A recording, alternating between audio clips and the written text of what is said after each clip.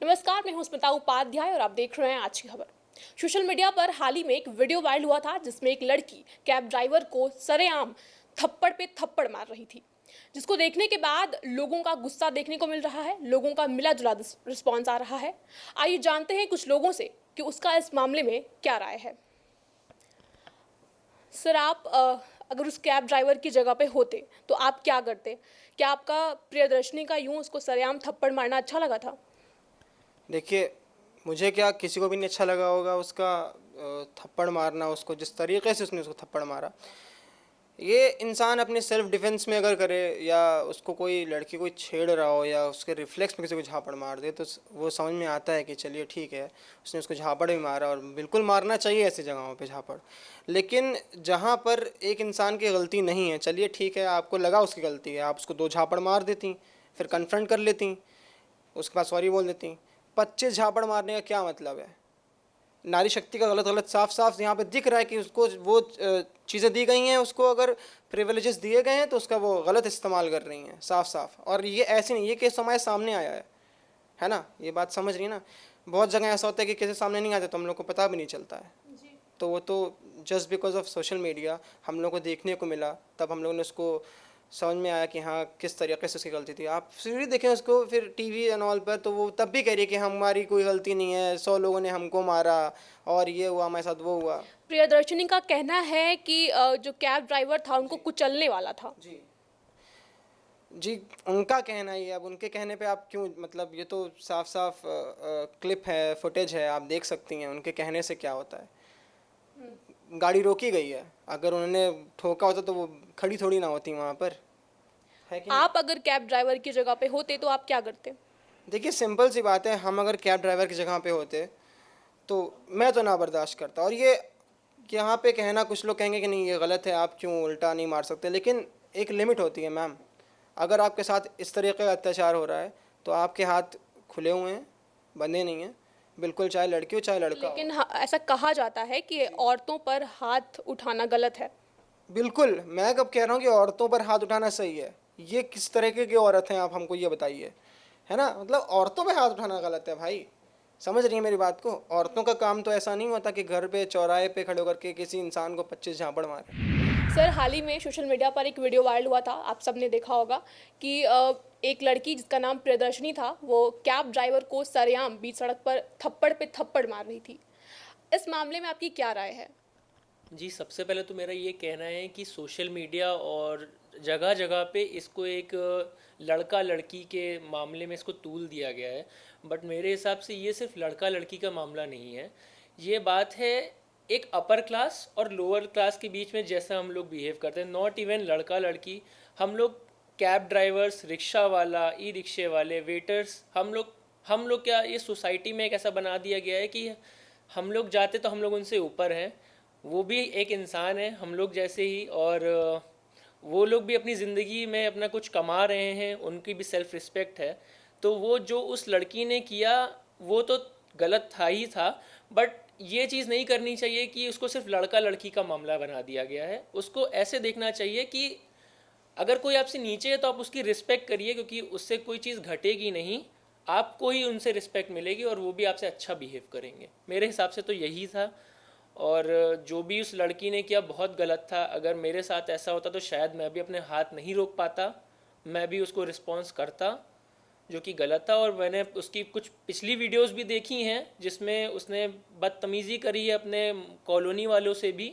तो मेरे हिसाब से वो लड़की सिर्फ फेम की भूखी है, और जैसा जो भी उसने किया, उसको जिस चीज़ की भूख थी शायद उसका वो हो गया है, भगवान करे। और मुझे यूपी सरकार और पुलिस पे, पूरा प्रशासन पे पूरा भरोसा है कि उस पर कड़ा से कड़ा एक्शन लिया जाना चाहिए। सर, अभी कुछ दिनों पहले जोमेटो डिलीवरी बॉय के साथ भी ऐसा ही एक वाकया देखने को मिला था, और उसके बाद अभी कैब ड्राइवर का मामला है। आपको क्या लगता है कि पुरुष इस देश में सेफ नहीं है? जी, जैसा कि मैंने आपसे कहा, अभी आपने बताया कि एक वो डिलीवरी बॉय था। डिलीवरी बॉय को भी हम लोग ऐसे देखते हैं कि छोटे हैं हमसे, हम हमारे क्लास में नहीं है। तो जो उस लड़की ने भी किया, तो उसने भी कई आरोप लगाए थे जो बाद में समझ में आया कि शायद वो सही नहीं थे, और बाद में उस लड़की पे एक्शन लिया गया। तो ये चीज़ तो है ही है कि अगर जहाँ पे एक लड़का और लड़की रहते हैं तो ज़्यादातर लड़कियों के साइड पक्ष लिया जाता है, बट जब तक आपके साथ सामने सारे फैक्ट्स और वो ना आए तब तक आपको किसी भी जजमेंट पे नहीं पहुंचना चाहिए। मेरे हिसाब से तो यही एक अच्छी चीज़ होनी चाहिए। एज अ मेल बहुत सारे लोग कह रहे हैं कि जैसे महिलाओं के लिए महिला आयोग है, अब पुरुषों के लिए भी एक पुरुष आयोग का गठन करना चाहिए। क्या आपको भी लगता है कि पुरुष आयोग का गठन होना चाहिए? जी, जिस हिसाब से हम लोगों पे कह रहे हैं कि अत्याचार हो रहे हैं, जिस तरह से हम लोग को ट्रीट किया जा रहा है, हम लड़के लोग बोलते नहीं हैं, अपनी मानसिक स्थिति अपने मन में रखे रहते हैं, किसी से शेयर नहीं करते हैं। तो मेरे हिसाब से एक बिल्कुल जो पिछले दिनों में घटनाएं हो रही हैं, बिल्कुल एक ये हमारे लिए एक ये चीज़ होनी चाहिए, हमारी बातें सुनने के लिए होना चाहिए, क्योंकि हम लोग भी एक इंसान हैं। अगर भगवान ने हमें लड़की नहीं बनाया तो उसमें हमारा कोई वो नहीं है, दोष नहीं है। हमें भी कुछ ना कुछ इसके बारे में, हम लोग को भी मेंटली सपोर्ट चाहिए होता है, जो बहुत कम मिल पाता है इस समाज में। साइली, आप एक महिला हैं और एक महिला होने के नाते आपको क्या लगता है कि जो उस महिला ने किया वो सही था? बीइंग अ गर्ल, मुझे लगता है कि हमारे पास जो राइट्स आए हैं हमें उनका मिसयूज़ नहीं करना चाहिए, क्योंकि अब अगर मैं उसकी जगह होती तो पहली चीज़ जो मुझे नोटिस करनी चाहिए थी कि am I walking on the right side. मतलब मैं भी उसी एरिया की रहने वाली हूँ, लखनऊ से। तो जब मैं खुद क्रॉस करती हूँ तो आई ऑलवेज़ क्रॉस चेक कि मैं डायरेक्शन, मेरे आसपास जितने भी गाड़ी चल रही हैं तो मैं प्रॉपरली क्रॉस करूं, क्योंकि वो बहुत ही ज़्यादा रश वाला इलाका है। फिर भी अगर कभी भी कोई गाड़ी मेरे पास से आके रुक भी जाती है तो वो एज अ सिटीज़न हम देख सकते हैं कि उसने हमें टच नहीं किया, हमें हिट नहीं किया। तो अगर उसने हिट किया होता, जो कि सीसीटीवी में क्लियरली दिख रहा है कि हिट नहीं हुआ है, तो आप मारते चलता, कोई बात नहीं, फिर जनता भी आपका साथ देती। लेकिन आपने क्या किया, उसने आपको हिट भी नहीं किया, तब आपने बातें घुमा करके प्रेजेंट करी कि वो हमें कुचलना चाहते थे। तो पॉसिबिलिटीज़ दिखा करके आप किसी पे वॉयलेंस कर रहे हो तो वो तो गलत बात है। दूसरी चीज़, बहुत लोग मतलब इस चीज़ को फेमिनिज्म के एंगल से भी देख रहे हैं। Feminism means equality.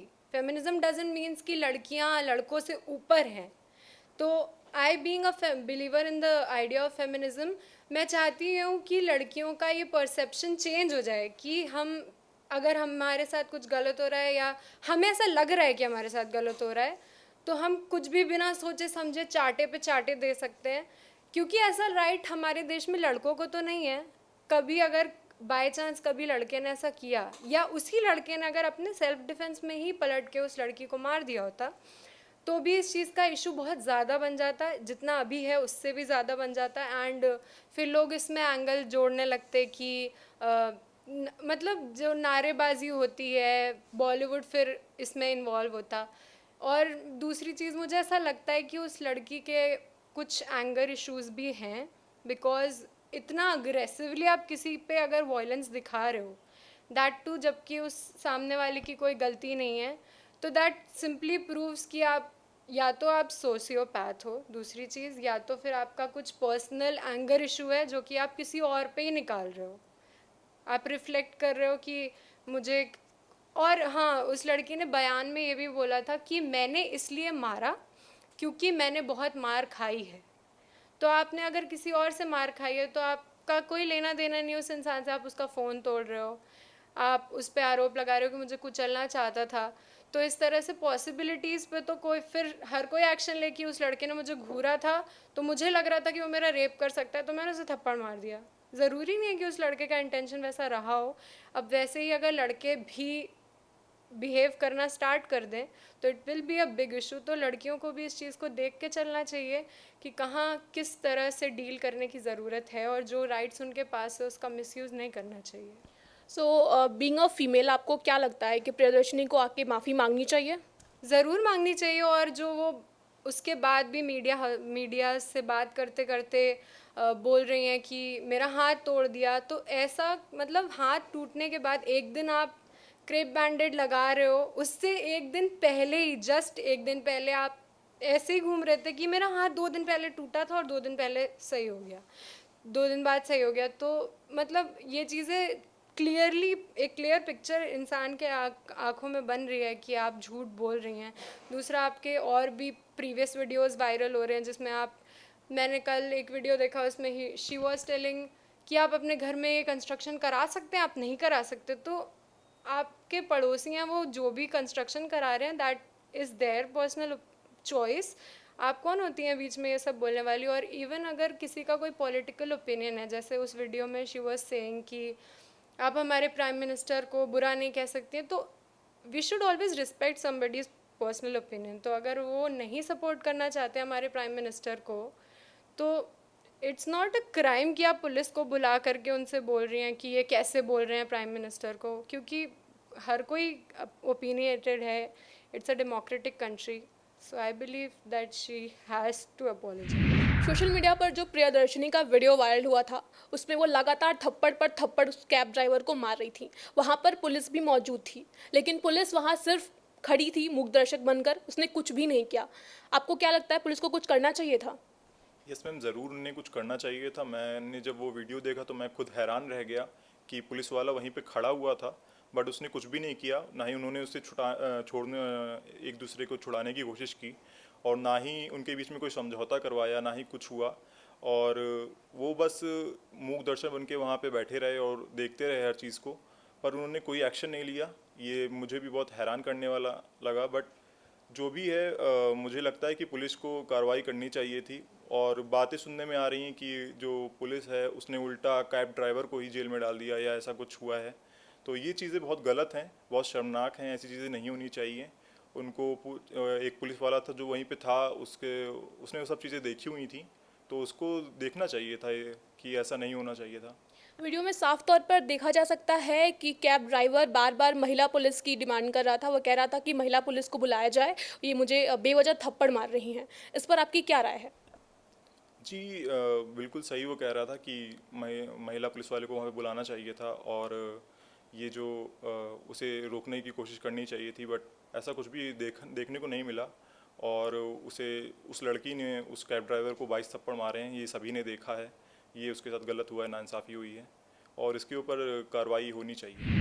तो आपने लोगों का ओपिनियन देखा। मेरे हिसाब से महिलाओं या पुरुषों में भेदभाव नहीं करना चाहिए। सम्मान सबका होता है और सबको बराबर का सम्मान मिलना चाहिए। अगर महिलाओं को राइट्स मिले हैं तो उनको नाजायज़ फ़ायदा नहीं उठाना चाहिए, और इस मामले में अगर प्रियदर्शनी यादव दोषी हैं तो उनको फ़ौरन सज़ा मिलनी चाहिए। ऐसे तमाम खबरों के लिए देखते रहिए आज की खबर।